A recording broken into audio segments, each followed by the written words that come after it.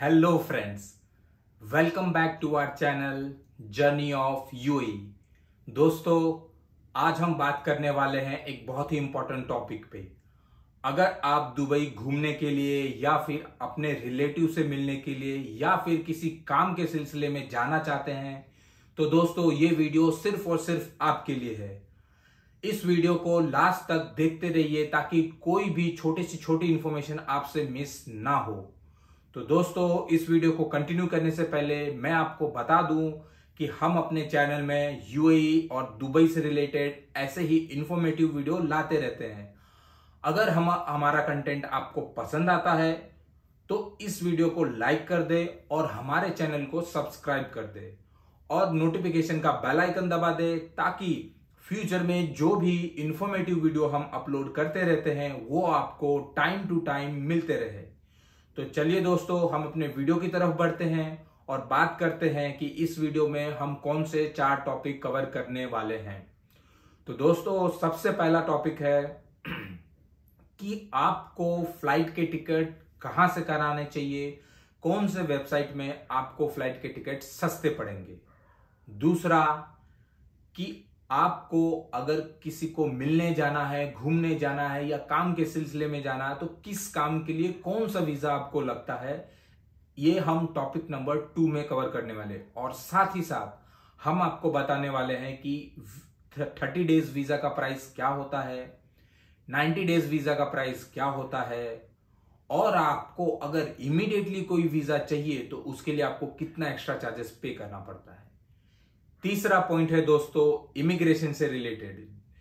जिन लोगों को इमिग्रेशन के बारे में नहीं पता है कि इमिग्रेशन क्या होता है, हम उनको टॉपिक नंबर 3 में ये बताने वाले हैं कि इमिग्रेशन क्या होता है और इमिग्रेशन में आपको कौन से डिटेल्स मांगे जाते हैं, तब जाके आपको फ्लाई करने दिया जाता है। और चौथा और सबसे लास्ट दोस्तों, अगर आप वीजा बना चुके हैं किसी एजेंट के थ्रू, किसी ऑनलाइन पोर्टल के थ्रू और आपके हाथ में ई वीजा आ चुका है, आज के डेट में ई वीजा ही चलता है जो इलेक्ट्रॉनिकली आपको आपके ईमेल में मिल जाता है। तो दोस्तों, बहुत बार ऐसा हुआ है कि एयरपोर्ट में कोई ई वीजा लेके गया हो और पता लगा कि उनका ई वीजा फ्रॉड है, जाली है, तो उन्हें फ्लाई करने नहीं दिया जाता है दोस्तों। तो पॉइंट नंबर 4 में हम आपको ऐसा एक वेबसाइट बताएंगे जहां पे आप अपना वीजा का डिटेल डाल के ये क्रॉस वेरीफाई कर पाएंगे कि आपका वीजा सही है, वैलिड है या फिर फ्रॉड है। तो दोस्तों, हम अपने पॉइंट नंबर 1 की तरफ बढ़ते हैं और बात करते हैं कि आपको फ्लाइट के टिकट कहां से और किस वेबसाइट से करनी चाहिए। तो दोस्तों, जब मैंने फ्लाइट की टिकट बुकिंग करने का स्टार्ट किया था तब मुझे बहुत सारे वेबसाइट्स दिखे, जैसे कि मेक माई ट्रिप हो गया, यात्रा.com हो गया, स्काई स्कैनर हो गया, कायाक हो गया और एक Cleartrip and EaseMyTrip. इतने वेबसाइट में मैंने सर्च करने के बाद, कंपेयर करने के बाद मुझे पता लगा दोस्तों कि ईज माई ट्रिप और क्लियर ट्रिप में सबसे कम दाम में फ्लाइट के टिकट्स मिलते हैं। मैं प्रिफर करूंगा आप एक बार क्लियर ट्रिप में ट्राई करें दोस्तों। क्लियर ट्रिप के प्राइस बहुत ही कम होते हैं, चार्जेस भी कम होते हैं, उनका फ्लाइट का शेड्यूलिंग और कैंसिलेशन चार्जेस भी आप देख के करें दोस्तों, वो वेबसाइट आपको अच्छा पड़ेगा। अब बात करते हैं दोस्तों कि आपको दुबई या फिर अबू धाबी या फिर शारजा उतरना चाहिए। दोस्तों, ये मैं ऑलरेडी कवर कर चुका हूं अपने लास्ट वीडियो में, बट आप अभी भी मैं बता देना चाहूंगा, अबू धाबी का फेयर बहुत कम रहता है, लेकिन अगर आप घूमने के पर्पज से जा रहे हैं तो आप दुबई एयरपोर्ट ही उतरे, क्योंकि वहां से आपको टूरिस्ट डेस्टिनेशन सारे बाजू पड़ेंगे, मेट्रो की कनेक्टिविटी बहुत अच्छी है। लेकिन आपके रिलेटिव अगर अबू धाबी में रहते हैं, शारजाह में रहते हैं, तो दोस्तों आपको तो फिर अबू धाबी और शारजाह ही जाना चाहिए। ये तो हो गया पॉइंट नंबर 2। अब बात करते हैं दोस्तों पॉइंट नंबर 3, जो कि है वीजा और इमिग्रेशन से रिलेटेड। सबसे पहले हम वीजा के बारे में बात करते हैं दोस्तों। वीजा आपको, अगर आप घूमने जा रहे हैं, किसी से मिलने के लिए जा रहे हैं या फिर किसी काम के सिलसिले में जा रहे हैं, तो दोस्तों टूरिस्ट वीजा इन तीनों पर्पस के लिए इनफ है। आप काम के लिए अगर जॉब सर्च के लिए जा रहे हैं तो भी आप टूरिस्ट वीजा यूज कर सकते हैं। आप अगर विजिट रिलेटिव से मिलने जा रहे हैं तो अगर आपका विजिट वीजा में टाइम लग रहा है तो दोस्तों आप टूरिस्ट वीजा भी यूज कर सकते हैं उसके लिए। और अगर आप घूमने के लिए जा रहे हैं तो उसके लिए तो टूरिस्ट वीजा ही है। तो दोस्तों टूरिस्ट वीजा 30 डेज और 90 डेज का आता है। 30 डेज का प्राइस दोस्तों मैंने अकबर ट्रैवल से किया था। आप चाहे तो पता कर सकते हैं अपने नियरेस्ट एजेंट से या फिर ऑफलाइन या ऑनलाइन मार्केट से, लेकिन मुझे सबसे सस्ता मुझे अकबर ट्रैवल्स का लगा, जो कि 7,199 रुपए था 30 डेज के लिए, जिसमें कि कोविड का इंश्योरेंस भी फ्री था। दोस्तों मैंने मुसाफिर.com भी चेक किया था, जहां पे 6599 का 30 डेज का सिंगल एंट्री टूरिस्ट वीजा, मैं बात कर रहा हूं सिंगल एंट्री टूरिस्ट वीजा की, वो 6599 दिखा रहा था। लेकिन दोस्तों कोविड इंश्योरेंस जब मैं ऐड कर रहा था तो उसमें 799 का कोविड इंश्योरेंस भी ऐड होके मुझे अप्रोक्सीमेट इक्वल ही पड़ रहा था। तो लेकिन मैंने चूज अकबर ट्रैवल्स को किया दोस्तों, क्योंकि उनका सपोर्ट बहुत अच्छा है, उनका कॉल सेंटर कॉलिंग, अब अगर आप कुछ इंक्वायरी करना चाहते हैं तो आपको ईमेल और कॉल बहुत ही इजीली अवेलेबल हो जाता है, और वो सामने से कॉल करते हैं और आपको कनेक्टिविटी होता है। अब बात करते हैं दोस्तों वीजा के टाइप। तो वीजा बेसिकली सिंगल एंट्री होता है और मल्टी एंट्री होता है। अगर सिंगल एंट्री है तो आपको 7199 पड़ेगा, मल्टी एंट्री है तो आपको और कॉस्टली आएगा दोस्तों, क्योंकि मल्टी एंट्री में क्या होता है कि अगर आप दुबई एक बार जाके आ जाते हैं तो ये सिंगल एंट्री में आता है, आप एक बार जाके आ सकते हैं। लेकिन मल्टी एंट्री में दोस्तों एक ही वीजा आपका रहेगा उसी प्राइस में, आप दुबई जाके आ भी सकते हैं, मैं यूएई और दुबई दोनों की बात कर रहा हूं, आप जाके आ सकते हैं और फिर से एंट्री कर सकते हैं दोस्तों यूएई में। यह हो गया मल्टी एंट्री वीजा। अब बात करते हैं दोस्तों एक्सप्रेस वीजा।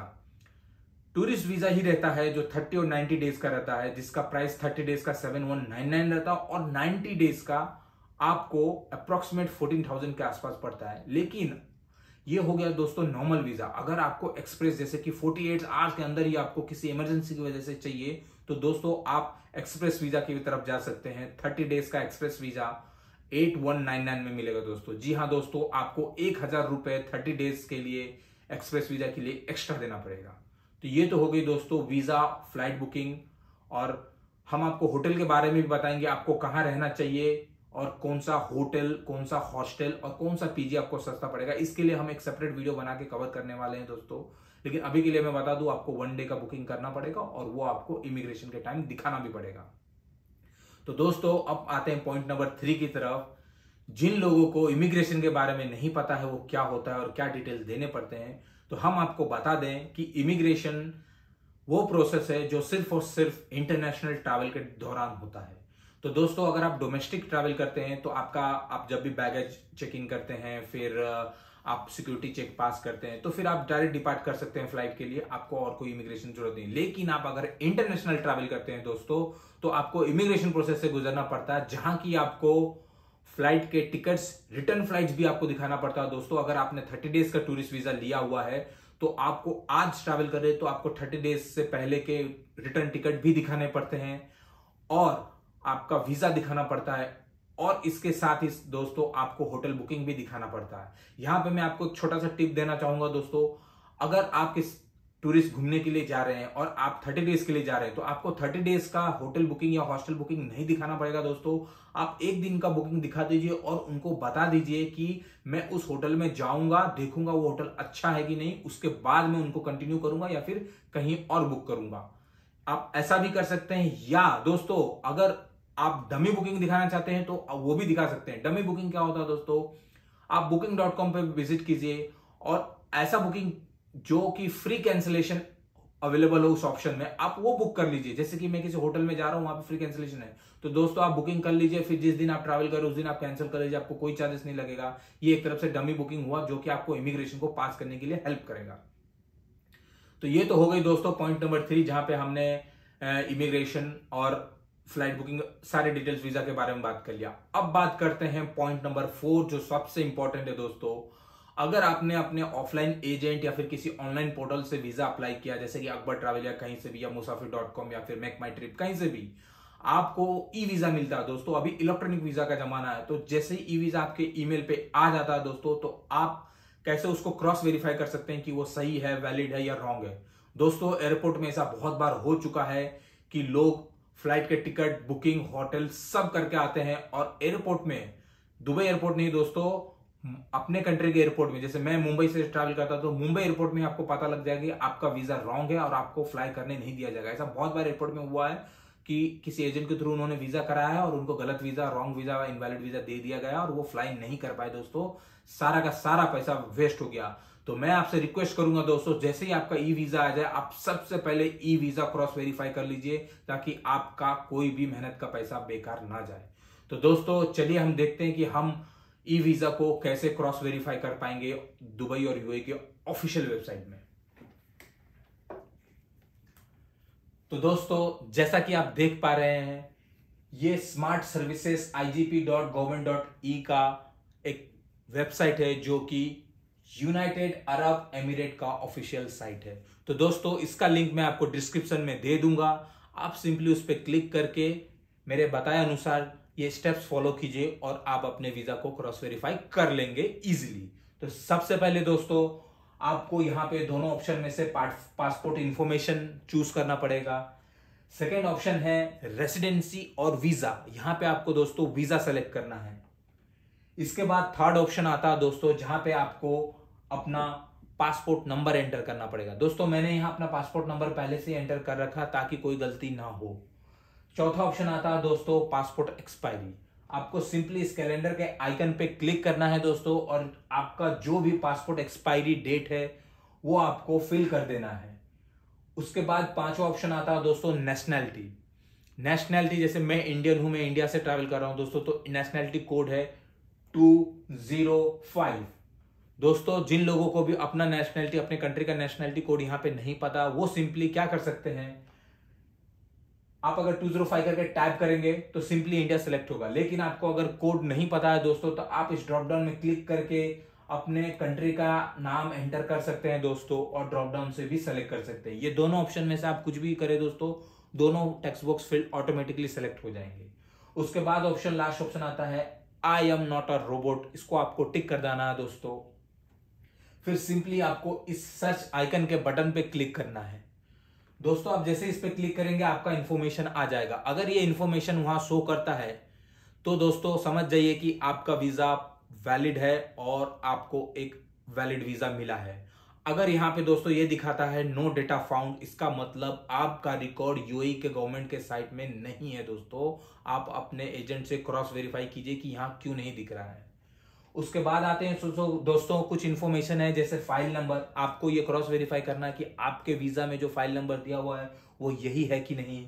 फिर उसके बाद कुछ एमिरेट यूनिफाइड नंबर, ये एक नंबर आपको असाइन होते हैं आपके वीजा में, ये वो दिया रहता है। फिर आपका फाइल इशू डेट रहता है दोस्तों, कब आपका फाइल, मैं बता दूं दोस्तों, अगर आपको वीजा आज के डेट में असाइन हो गया, आपका बन गया वीजा, तो ये जरूरी नहीं कि आपको आज ही ट्रैवल करना पड़ेगा। आप चाहे तो उसमें दिए हुए ड्यूरेशन को यूज कर सकते हैं, जैसे 30 डेज ड्यूरेशन रहता है।